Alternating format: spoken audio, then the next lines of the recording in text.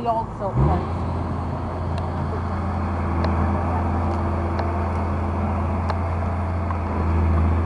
can see the property markers from here. I mean, this was all. I mean, there was a slight slope here. You can see from the trees, some of them in there. Obviously, these trees are going to die, and he's cut some of them down already that have died.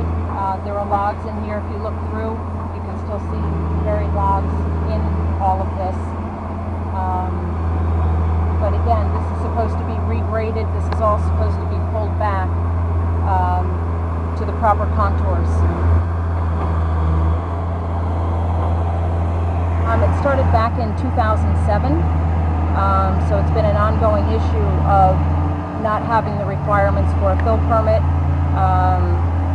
The cease and desist was back in August of 2008, and the property sat in that state for 3.5 years, and then the cease and desist was lifted with some conditions put on it, instead of having to go through the process, the application process of getting a fill permit. It was lifted, and there are some conditions attached, now to that lifting. So, some of the conditions are the silt fence that needs to be put in place. The grading needs to be regraded and pushed back. An as-built has to be done, but there's still the issue that underneath all of that dirt are the trees that used to be on the property, and there are probably 100, probably more than that, and they're buried in that fill, which is unsuitable fill, which is not allowed in the fill process. You can't put trees under the ground. I think that's what he's moving now. He's taking some of the logs out, and originally he was to put a barn, a little shed 10 by 12 in the far corner of the property. It was not supposed to be moved anywhere on the property without a fill permit, and it now is way over here, about maybe that's 200 feet or so, and it's grown in size to 32 by 48 or 36 by 48. I'm not sure of the exact dimensions, but it's no longer a 10 by 12 shed. And still, with the amount of dirt, there was no fill permit, and that was kind of, we went from a requirement that the city had in place to nothing, to not requiring that at all. And I guess that's the main question. How does that happen? How do you go from a code being on the books, Chapter 97, and then not having it enforced? And that's, I think, the issue.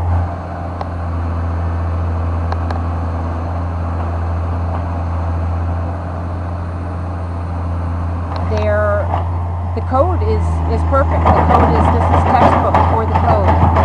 There are requirements.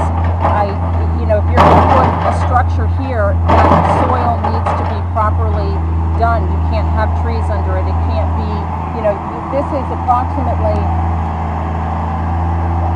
10, 15 feet from the ground level. So all of that soil, I don't know how you can put a building on that. That was a discussion that the soil is not right for a building of that size.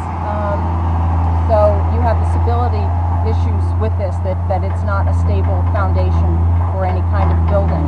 And I think I would really like to see the code enforced. To remove the logs, he seems to be doing some of it, to pull it back, to have somebody enforce, the code. In this code, they are allowed to fine the person $250 a day for being in violation. In this case, it would have been a little over $310,000 to the city of Norwalk in fines, but nobody collected, nobody enforced. It never went to the law department, it never went anywhere, even though letters were written. We voiced concerns from 2007 through 2011, and it just was overlooked, or I'm not really sure. I think that's the question. I don't know how you go from a requirement to no requirement, and I think that's the question.